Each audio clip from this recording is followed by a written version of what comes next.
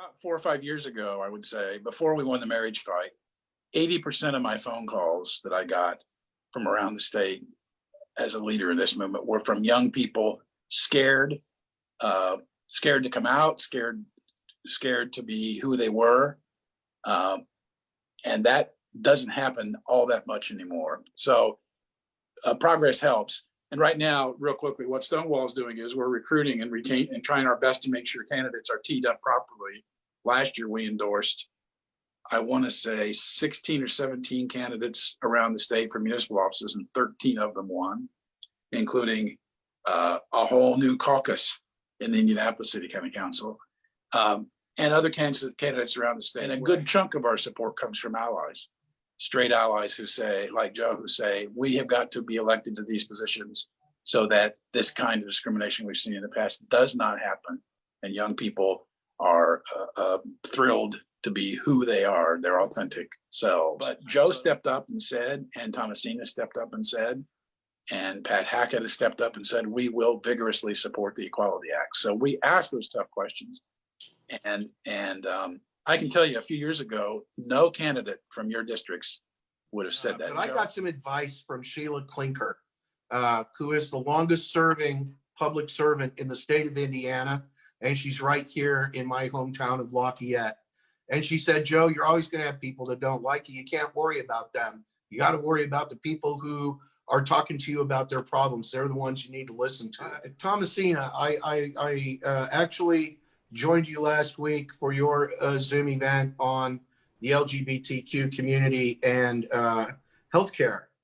And, you know, the statistics on suicide among younger members of the LGBTQ community kind of tend to be overlooked.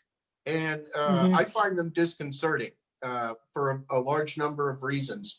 And so can we talk about that just a little bit? I want to talk about the younger LGBTQ community and what you are doing to reach out to them and where you need help. Where can the government act as a bridge, if you will? Right. I'm putting that out there for everybody. Yeah, well, and I was going to say, you probably want to bring Veronica in on this as well. Hopefully we can do some split screen here.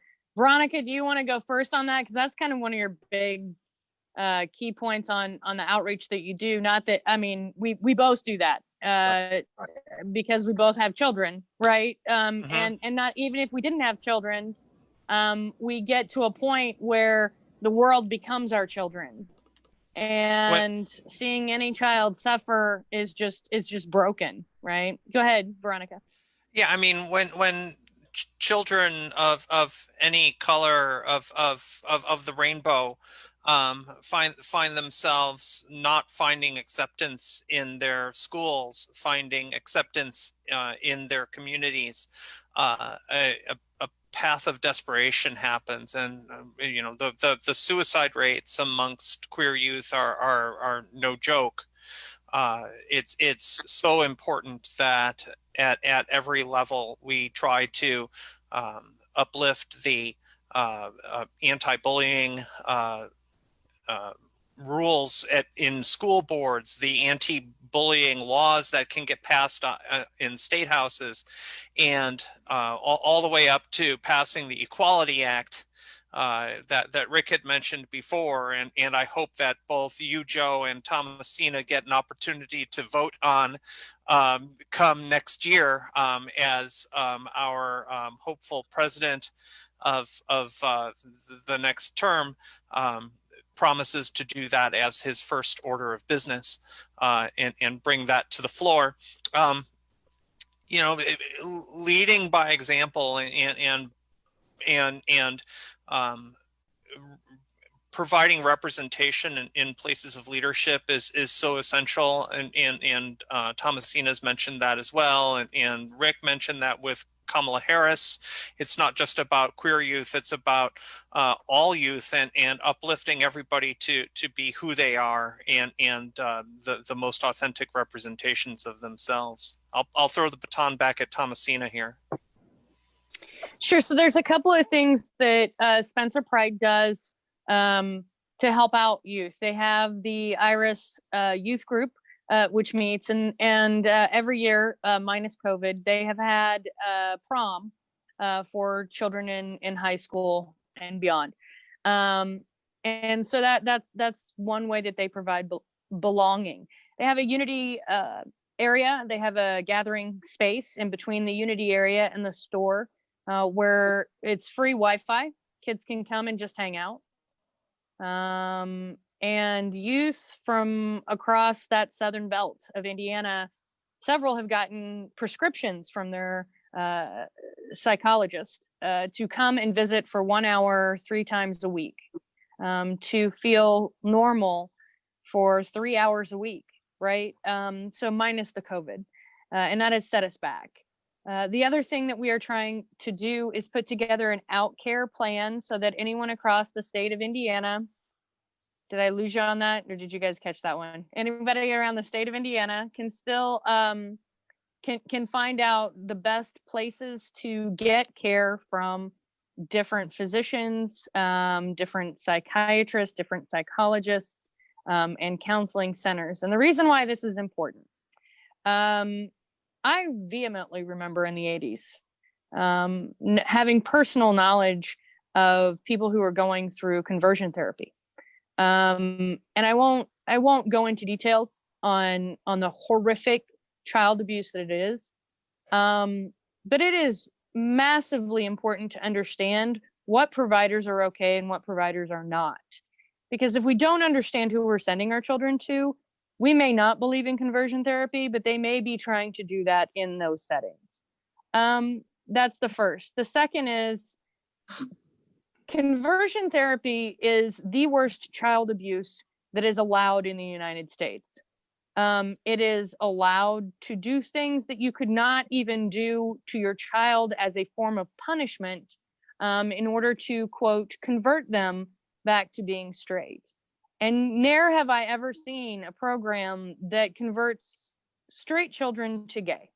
So if it is not an equal pace across the board, then it must not be good for humanity.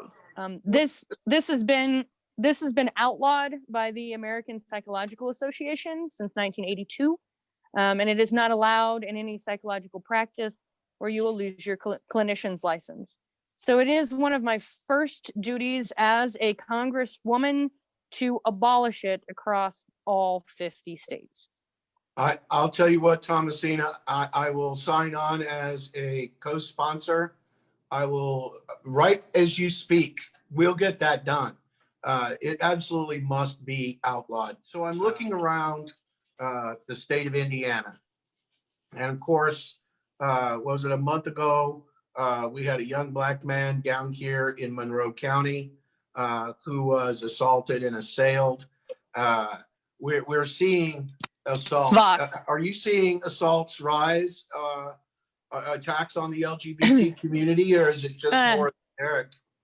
We had a case. We just recently had a case in the last week or so. I think it was 2.5 weeks ago, where a gentleman attacked a woman who was openly out, a lesbian, in Evansville, and sent her to the hospital.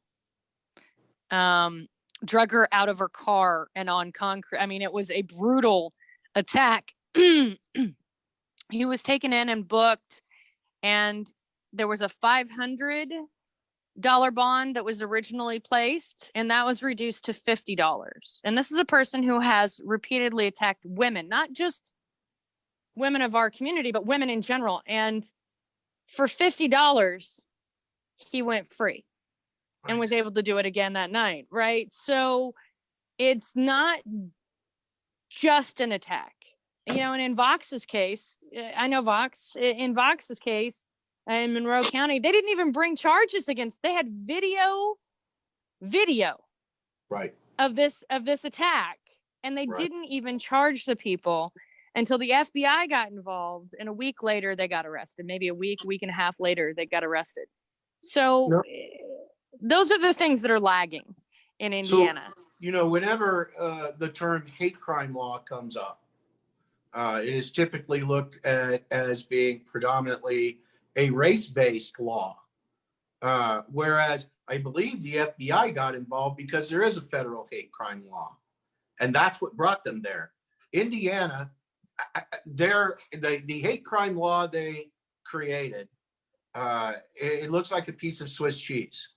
So it kind of leaves it up to the judicial branch to determine whether you committed a hate crime or not. There's no real clear law, no clear definition.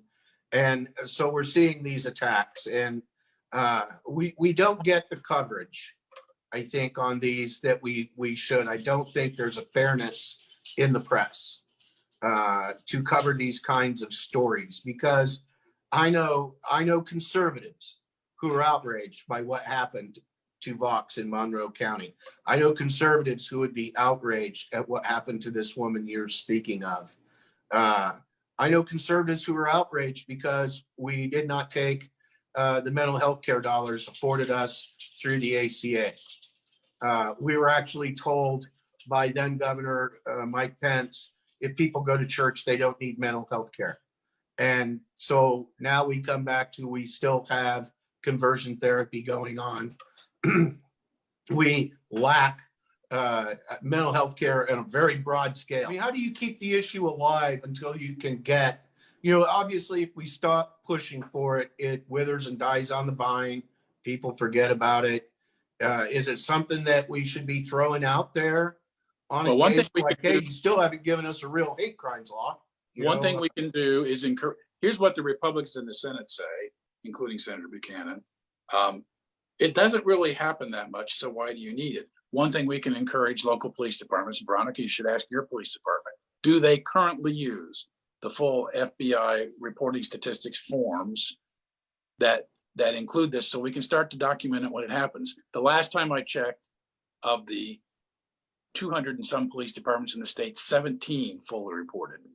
So if we would push our local police departments, and one of the reasons we try to elect local candidates is to help them push at the local level. Let's gather some data so we can show those senators it is happening. It's not being reported, and we need it because there are more cases occurring than you even know.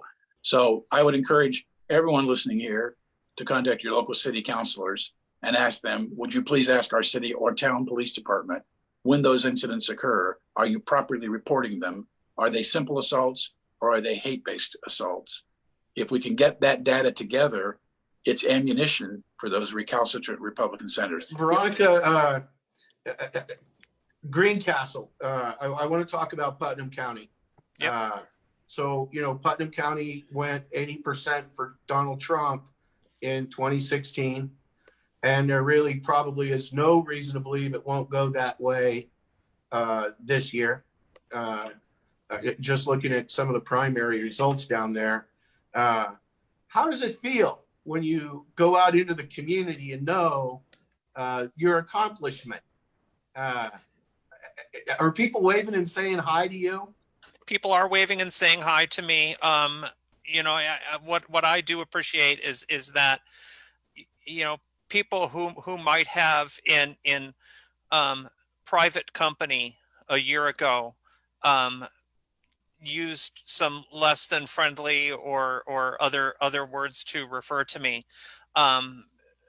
now don't have much of a choice in how they refer to me, because the newspapers are now talking about me and using the correct pronouns and the correct words, and so yeah, it feels good to be called counselor from that perspective, and to have the color of my soul be honored in just existing.